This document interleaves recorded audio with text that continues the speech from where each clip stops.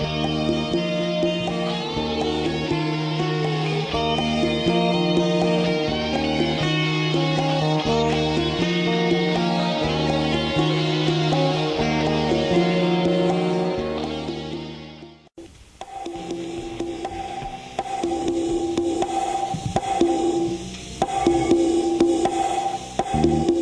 Sparks, we're delighted to be talking with you today. I'm Bill Ryan. I'm half of the team with Kerry Cassidy that's Project Camelot.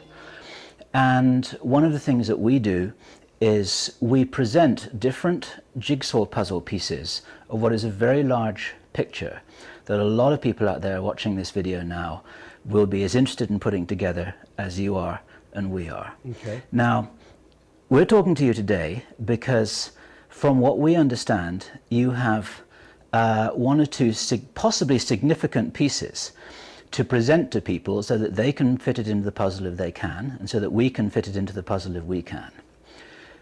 We're speaking to you because you are what has been described in the UFO community as a fully conscious multiple abductee. That's the shortest sentence I can fit all that in. Good way to put it. Could you put your own a description onto that?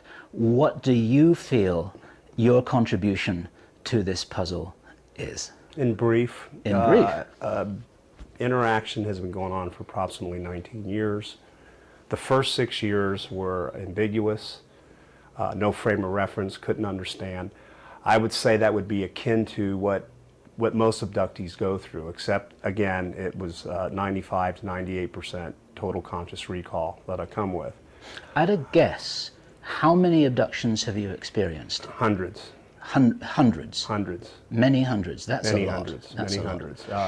Would you say, once again, in your experience, that this is likely to have been exceptional, or are many abductees also have experienced hundreds of abductions, but they don't remember any of them? Is this possible? Part of the latter is there's a lot of truth based on that, because I've seen mass abductions with hundreds of people, and in those mass abductions, these people, the memory is taken away towards the end. Primarily in the mass abductions that I've seen, they're primarily involved the what are commonly referred to as grays.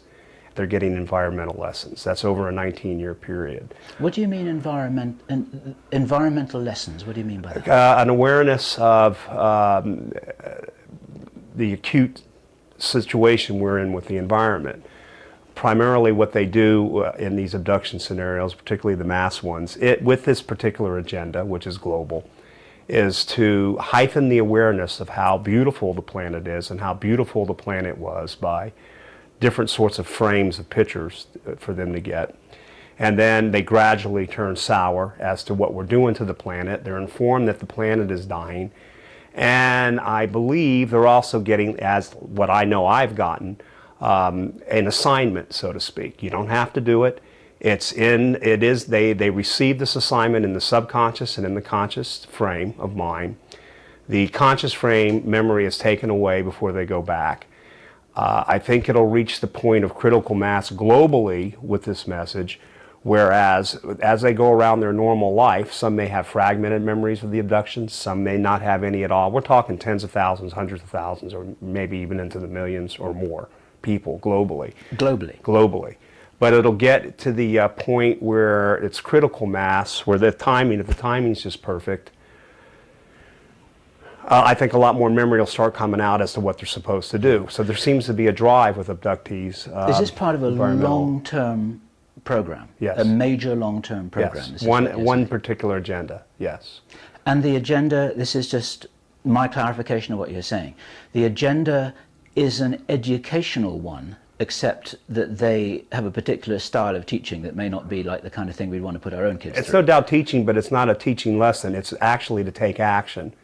And see, now I've seen this flower in myself with consciousness of what's going on. I've seen this flower in an individual that I happened to see and interact with intimately on board for a couple hours, and then seeing this individual here at home over the years, getting this environmental message the way the rest of them did, not commenting on, I know who he is, and we befriended each other, and I can go on with that.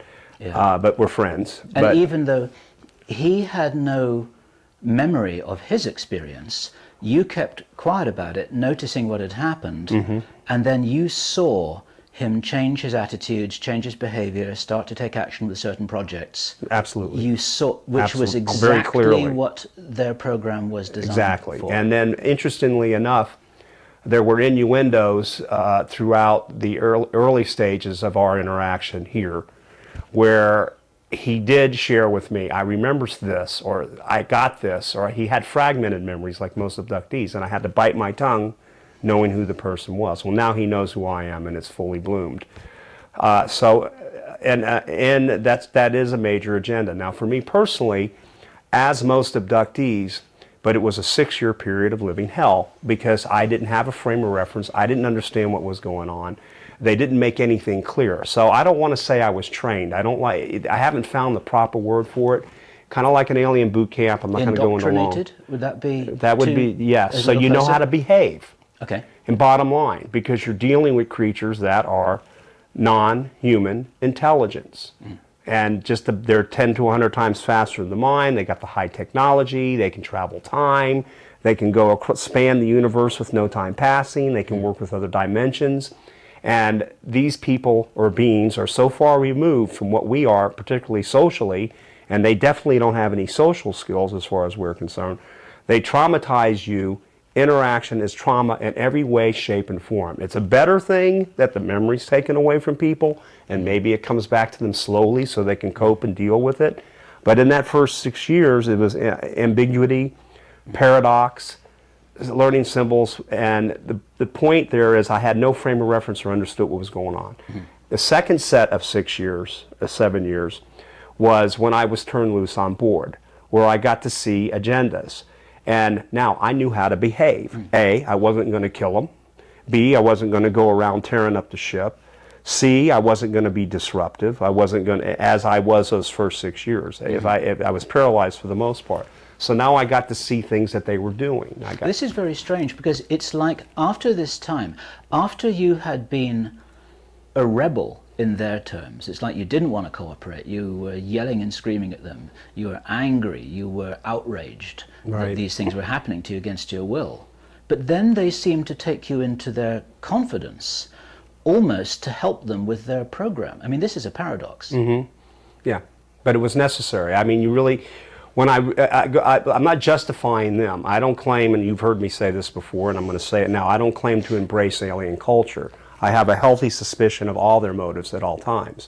I don't just swallow it and say that's how it is, but I let it play itself out. That's the only wise thing to do. What I'm finding is it is playing itself out, and I am seeing signs, and they are positive, they're not negative. Would it be fair then to describe this as it's a kind of positive brainwashing? That's my take on what you seem to be having. And once again, that's a paradox as well, because one doesn't really associate the term brainwashing as being anything positive at all. Of course. But there is something about this being against people's free will. Right. The intention seems to be positive because the idea is to shock or push people into taking more responsibility for our planet and our environment than we have been doing. Is this just because they're purely altruistic, or is there some self-interest involved? Well, there's definitely self-interest, and there's definitely beneficial to us, but addressing the brainwashing aspect of it, clearly it's there.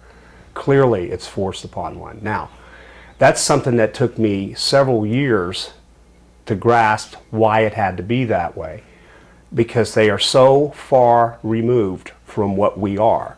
We're talking about species of non-human intelligence that are literally thousands of years, in some cases, ahead of us technically, thousands of years ahead of already figuring things out, and who have evolved.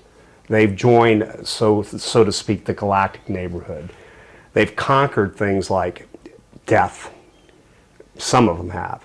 Their lifespans are phenomenal. And I think it's also transformed physically as that wears out to another body form. That's what we've They heard. have many thousands and thousands and thousands and thousands and thousands of years of experience in a data bank, in their minds. It's cohesive, it's practical, it works as a group. And when you have something like that has something in mind, you're killing your planet, and it sees a problem with time. Is it our planet or is it their planet?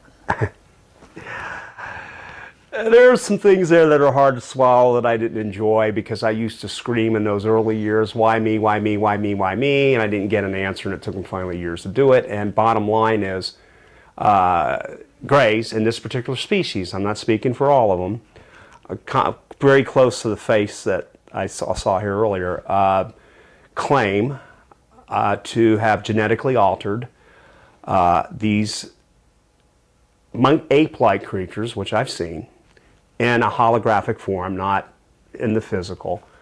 And they've taken, it's the time thing that's neat too, but they took frames of certain time periods, and I got to see what it was like, perhaps maybe a few million years ago, maybe a few 100,000 years ago, and these ape-like creatures that don't quite look like a monkey, don't quite look like a person, they claim they genetically altered to make us what we are today. Are you saying that you experience this a bit like a Star Trek holodeck, like a kind of, like you're in there? No. Okay, sorry. Just explain how it was that they showed this to you. Excuse me. What we would commonly refer to as like a computer image, only projected out in like a hologram. So you would see it in a frame. And there was many of these hologram type frames, square frame, that would hang in the air of, I've seen many, many thousands of these frames during these experiences. Okay. So it's like three-dimensional widescreen TV, and you were right in front of it? Yes. Okay, got it. Yeah. And then, and depending on how significant it is, brings in dimension. Now I'm getting into a detailed aspect. If it's two-dimensional, it can almost be like a flat thing, like as if it was a sketch, but sketched, snapshot sketch. If it had significance or more importance, then it took on some depth. But these ape-like things, according to them, they claim that they genetically manipulated to make us what we are today, which is a part of them, according to them, and a part of what's naturally here. Okay, so we've been gene spliced with them. If you want to say gene splice, how exactly they do it? I don't even know if that's a technical term. Yeah, I think, you know, one day that'll come out, and I kind of have a suspicion on how, but nonetheless, okay. I know it's contrary to religion, philosophy, and things of that nature. So that's why I say I was actually very angry for many years over that, but I'm not anymore. That gives them a sense, a right, I don't want to say of ownership. There's not an exact word. There's a responsibility there, even though I'm not very proud of their record as far as being invisible, interaction with us, ambiguous, not knowing what they are, keeping themselves hidden. And if you look at things like the Holocaust and things of that nature, and atomic explosions and what we've been doing, war after war, you would think, well, they're not really taking well responsibility. Well, I know better now. Okay. I know better now. I understand why. There's a book that you wrote called The Keepers. Correct. Why did you call it The Keepers? Well, it was initially going to be called Star People. For years, in those early years, I wanted to know who they were. And they don't like to answer questions for various different reasons. There was a time that what struck me with the Star People thing was, I used to have to, in the early years, I would make symbols, and I would have to do exercises, and they would extract semen. They'd do all this traumatic stuff, and I was a good laboratory mouse. There would be reward sessions. It was punishment and reward, where I could get questions answered. There was a time where I knew I had done particularly well, and it was in those early years. So I got to ask a question, and I knew I was going to get an answer. So this was your reward, to be able to ask a question? Yes. Okay, go on. And my question was, who the hell, you know, who are you? And the response was, Star People. Now, I did not like that answer as a person, because I felt like, what do you think, I'm a monkey and I'm an idiot? You know, Star People, what are you saying? You know, that sounds like something from 1950s science fiction. Yeah, Star People. But interesting enough about this intelligence is some of the answers, or most of the answers, are so simple and to the point that it's hard as a human being to accept something simple. Yeah, I think I'm with you here. The key word there is people. People. Yeah. People. People. So, Star People. So, I understood what they meant. They considered themselves people, and when they first told me that, I got on their butts hard. Right. Because I'm a people, you're not a people. You're a people, you're a people, you're not, how dare you call yourself a people. But over time, I started breaking down the meaning that, yes, they're from the stars, they consider themselves to be people, or persons, or beings, but they just use the term people. And they travel time, they travel dimension. They've been doing this for tens of thousands of years, so there's no real base for them anymore, so to speak. Not to say that there's something wrong with that. It was a perfect answer. Okay, now, something profound happened to change it to the keepers. I was traveling from Naples, Florida to Fort Myers Beach, where I was living in Fort Myers Beach at the time. And halfway through that route, I saw something just phenomenal, which is not unusual for the technology they have, but I saw a craft that looked like a sailboat, meaning that I saw a sail, and it was going across the road about half a mile or 3/4 of a mile from me. Now, I lived in an area at that time where there's water, and it's not uncommon for there to be a sailboat. And as I was watching the sail, and as I'm driving down the road, and I'm watching the sail go across the road, I then realized I know this part of the area. There's no water here. There's no bridge here. And I'm looking at something as if it was just paved, it was like it's just going through the road. Well, it was the top of what I call a diamond-shaped ship, which is like a pyramid on the top there. So, again, the laws of physics, as we don't understand it, don't apply. That's why some of these things seem to pass through solid matter. There's reports that they fly into volcanoes, and all of these things nature. They create a field, they can do this. Okay, so that's going to get your attention. When I saw that what it was, it then lifted itself up from the road into the sky. It was huge, quiet, you couldn't hear a thing, and it was hanging there. And I'm looking at this thing, and then the telepathic message was very distinct and very clear. It said, the keepers, and I never came up with the keepers are here to take their people home to a better place. Now, as that was being said, the image beamed in my head very clearly, because they do these kind of things. They can transmit thought, transmit vision. I saw inside what looked like almost like an atrium of them collecting every conceivable seed you can imagine of life. Semen, ova, plant seeds, animal extractions, blood, and all categorized and all put in high-tech ways. So they're collecting this stuff. Now, what did that mean to take their people home to a better place? They refer to themselves, though, however, distinctly and clearly as the keepers. Now, what I take that ship to be, and over the years, is something like a beacon ship, meaning that in the cosmos, there is a galactic neighborhood, and they don't fight each other in general. It's telepathic. Even if you have one agenda, they have another agenda. Now we're talking about evolved. You, in your journeys as a species, let's say you're a gray, and let's say I'll be the human being in this case. In my journeys in the cosmos, we may come across the path of a ship that we don't know what it's doing. So when that particular ship, which is like a robot ship, so to speak, when it picks up an approach by something that may be part of what it's doing or not what it's doing, it identifies itself. And as it identifies itself, then the occupants of that particular craft, and it may be a different species, know, hey, this is a collection ship. This is an automated medical ship. This is one collecting samples doing this. So they know what it is, and they go on their way. Yep. So when I came across this thing, when I'm realizing as time has gone by, is it picked something up on me because of interaction with these grays for 19 years. I've always said there's a residual effect of being around them, the technology, the field, something I radiate, something as abductees may, something that you may. Yeah. It picked up me as, it didn't know what I was in a sense. But they routinely identified themselves to you. Right. Fascinating. Yes. Yeah. So they called themselves the keepers. Now, interestingly enough, this is why I named the book The Keepers. Interestingly enough, was that event triggered 3 weeks of many abductions and following sightings in a phenomenal way with other individuals and strangers that I didn't even know. So that really struck me well, because one thing about this business, if you want to call it a business, is it's hearsay when it comes to, let's be real, it's hearsay. You can't prove a damn thing. Right. Yeah. However, when you're walking down the beach and that same thing appears in the sky, and there's many people around you, and it's the size of 3 houses, and it's not making a sound, and it's over the water, and people are jumping up and down in excitement, others are scared. All of that took place in several other experiences within a 3-week period. So the name stuck with me because of the events that followed and that direct the keepers. So it referred itself as the keepers. It's very striking and very appropriate. Where is this going, and is their program on track from their point of view?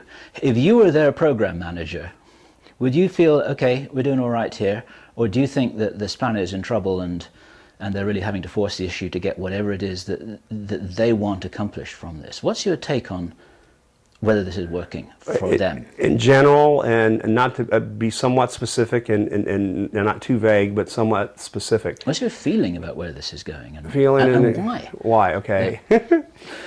You've got, again, creatures or non-human intelligent beings who, again, are tens of thousands, if not hundreds of thousands of years ahead, where they would be, so to speak, socially and how they behave and have been relative to where we are. They have technology that can take them to the past, that can take them to the future. What I'm getting in general is that we do reach a point, because I don't like to be the one that says gloom and doom and this and that, okay? Claiming the end of the world, I stay away from. But you're also a very honest man in terms of reporting what it is that you've perceived. We do evolve. Okay. As a species. We do conquer a lot of things, particularly dying. We do use the tools for time travel. We do span the cosmos to get from point A to point B without time passing.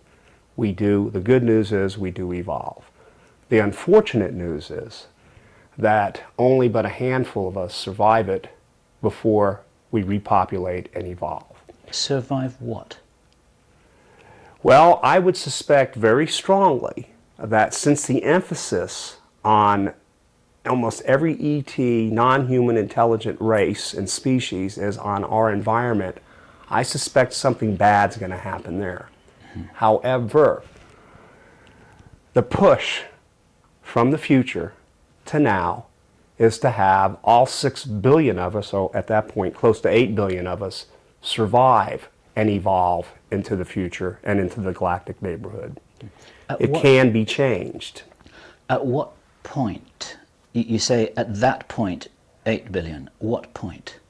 What point in what respect? Is there a year, do you mean, or at a stage? Okay, here's a very wise thing. Okay, a very, very wise thing. And this comes from personal experience, and this comes from me seeing the way these guys are, so to speak. There's nothing worse, and I am not religious, and I'm not going to somewhere. There's nothing worse than a false prophet, so to speak.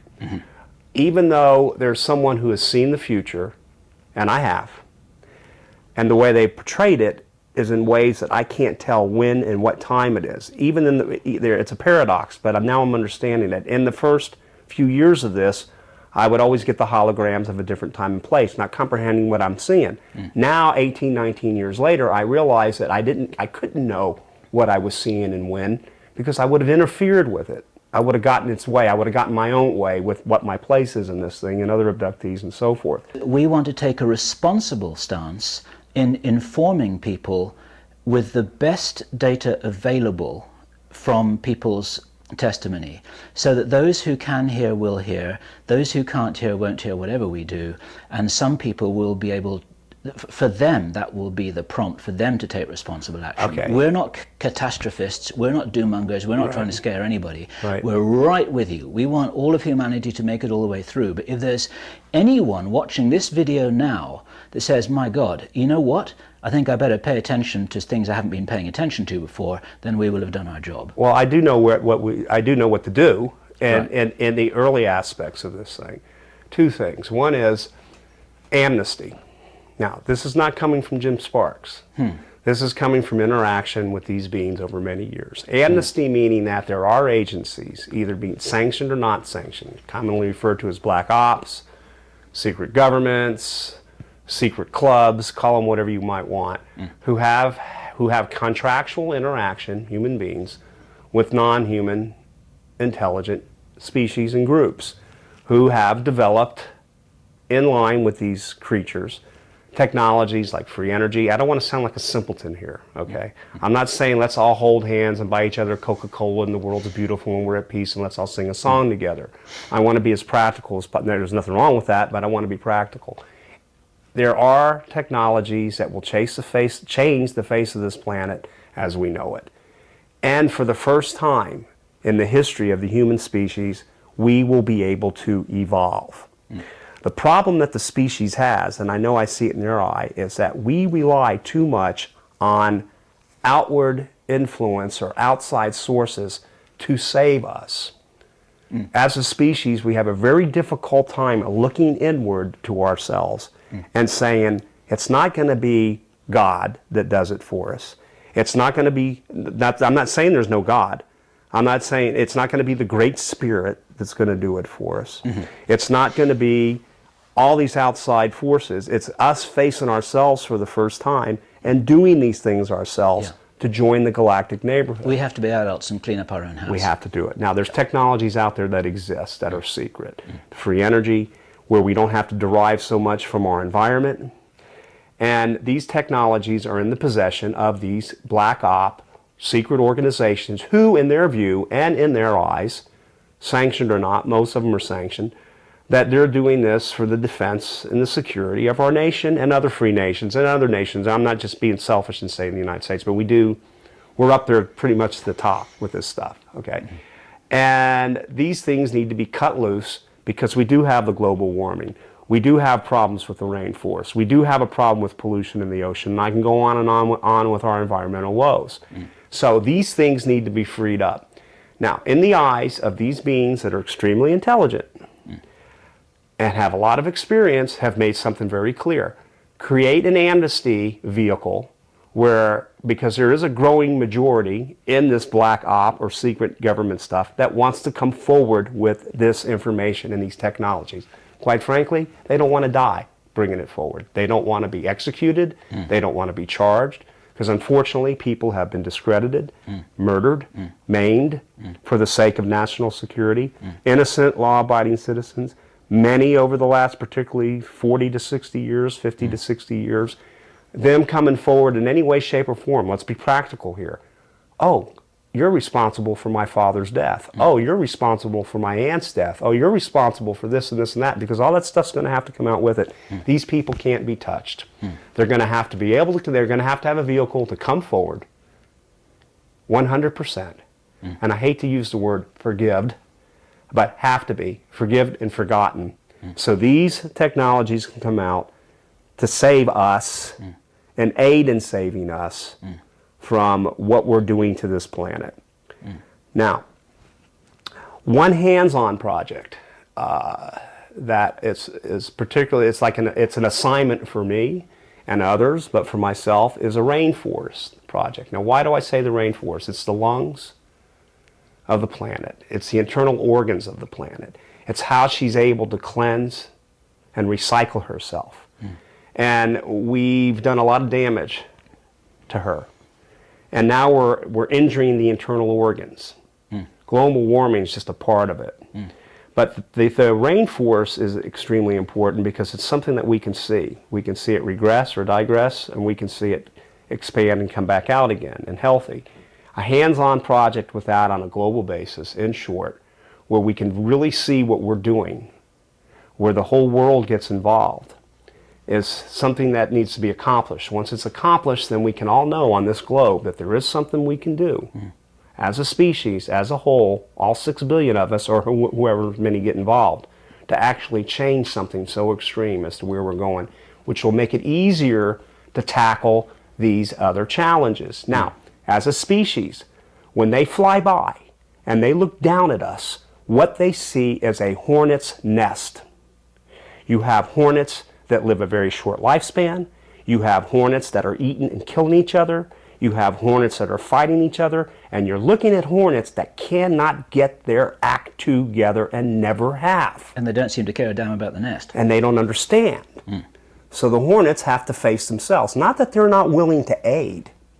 Remember, These people, these beings, these things, and this is a strong point I'm making here, have been for tens of thousands of years, if not hundreds of thousands, intervene in every way, shape, or form to bring us to evolving. What has been determined? Everything under the book has been tried, under the sun, under the stars, and we're still the same. It's our nature. Yeah. We have to do it ourselves. Is the future set, or are we only talking about probabilities? If you let the river run, it'll run its course, and it's set. You can change the course of a river, but what I've learned over the years is, and I've discussed this with you on the side, that and I'm learning as I go, the butterfly theory couldn't be any more the opposite.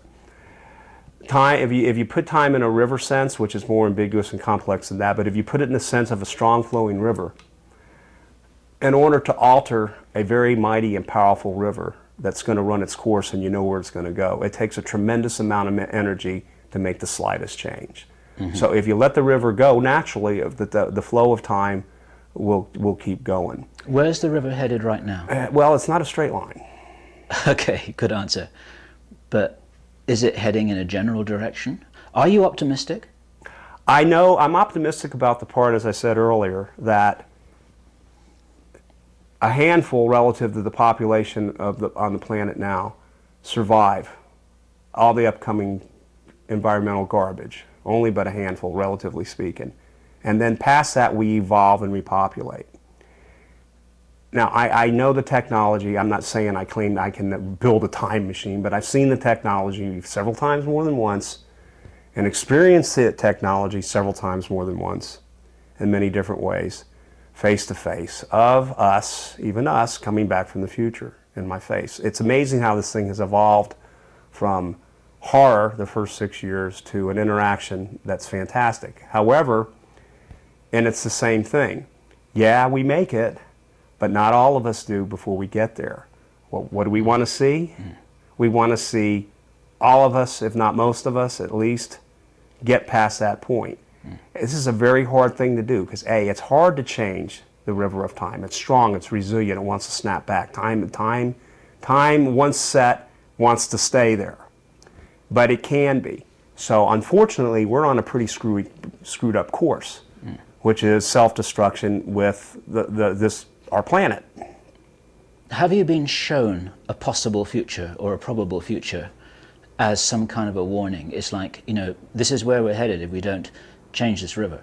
Have you been shown something like this? Well, without going into great detail, something that after we evolve, I think is where I want to go right now, which is as we understand things now, as we see things now, it's fantastic.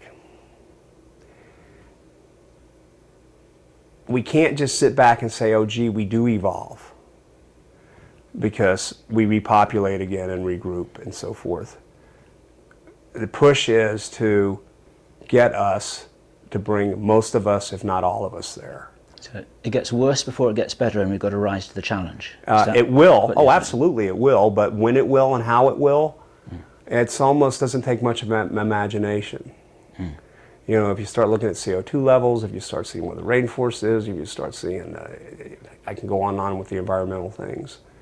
What's gonna, the way out is the fact that we have the brain power, we have the raw resources, we have the technologies. They're hidden from us, and for very good reason for the most part. But from where we're at right now, these things need to come out. And they need to come out to change the face of the earth as we know it. What's the one message that you would like to leave viewers with? If you were in a position to say something that everyone would remember, or take note of, or act upon, what would that be? Look within yourself and really, really see where we're at. Vision in your mind, vision in your heart, vision in your soul, the globe. Vision all of us on it. See us as a species evolved. And then think in your mind from where you're at now to where you see us evolved, with all the wonderful things that I just said, what steps should be taken to get us there or to get me there? And how can I participate in bringing us there as a species?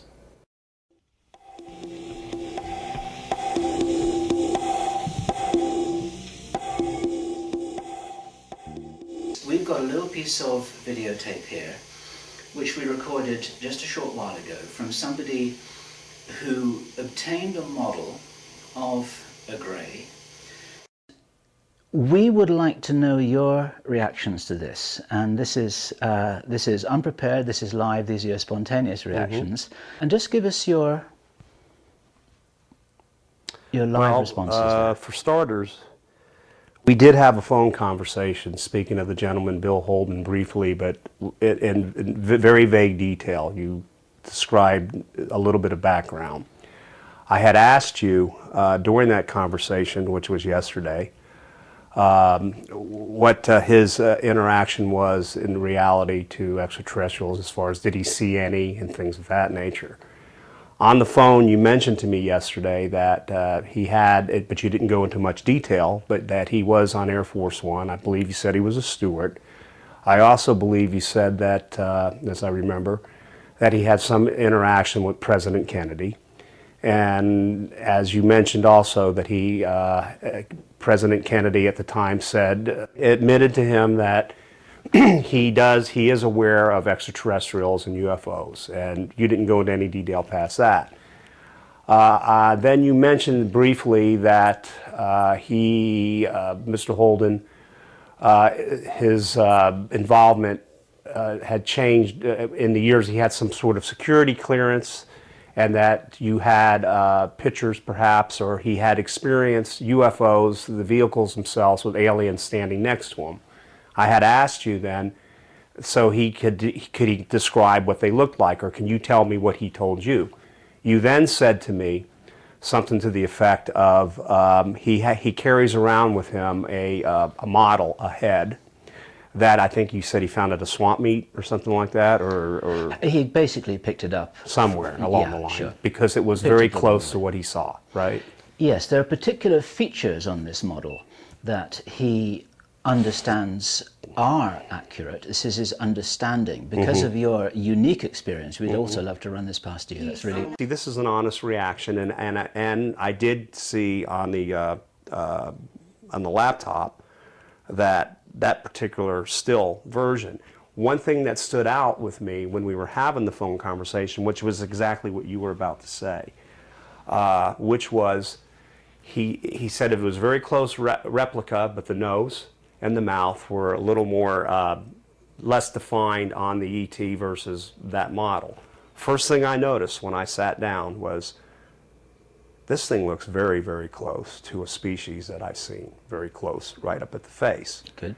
So I was, my reaction to that at first was, there's some authenticity here. Authenticity, I have a hard time with that word. And then as I look closer at it, and as I'm looking at it now, that's one of the first things. The nose is not right. The nose is a little too pronounced on this thing. And also how defined the mouth is. It's different. Now, something that stands out with me when it comes to this particular species of gray, because there was a situation that really, the face is so much in, the way the face looked is in my mind, and something I can't forget, that they have a leather-like texture to their faces, and you can see something akin to wrinkles, which defines one individual from another, meaning that I've seen drone beings, and these drone beings are the short 3-foot ones, so more or less, huge heads, huge giant teardrop eyes, skinny necks, and so forth, and they're worker beings, and I believe them to be half biological and half robotic.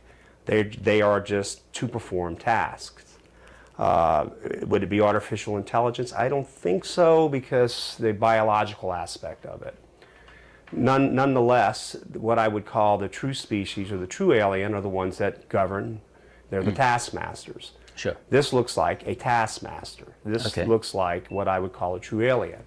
What Bill said was that there was a very unusual and pronounced musculature at the back of the head, and that for him was something that indicated to him that whoever it was who created this little model knew exactly what they were doing, and either had some experience or some very accurate testimony to work from. Too pronounced. I would say that it would be, see where it's ridged over here? What I'm seeing, I'm not saying this is not authentic, I'm just saying what I know. Of course. This part here wouldn't be so indented, so pronounced here, but it would be more, the contour would be more blended in, with the exception, what I'm enjoying about this is that these features here, where you're seeing these deep ridges, again, the face of a particular species that I'm seeing now and intimately had interaction with, there's a leather-like texture to the face. When it comes to this aspect of the head, it would be more refined ridges or more refined lines. But when I'm looking here and it comes to mind, and I'm just telling you gut reaction, this looks like a model made from one that had been dead. And right. That's just a gut reaction. I'm going to say, hey, that's how it is. But I'm pleased with the fact that it's not describing the typical face that's smooth, big eyes, the small thin lips, and they all look alike kind of thing. So what you're seeing here is obviously a creature that has pronounced, defined, independent features like you from me or me from you. Now the face, I'm impressed with the eyes. I've always said, if you read my work, if you, in other interviews, whenever I've given talks, that what I would call a true alien, when I say I just separate it from the robotic beings when I say true, and that species, that the eyes are not nearly as big as the giant teardrop eyes as the worker beings, but they're certainly bigger than ours. So what I'm seeing here in the face or the eyes are very, very good as far as what I've seen. The nose is not proper, and I find that fascinating again that he had mentioned that to you, to me, and the same with the mouth. And again, I'm seeing a texture on the face akin to the skin, with the wrinkles being more refined. Jim, this is absolutely fine. Thank you so much. You're the definitive expert around here. Oh, great.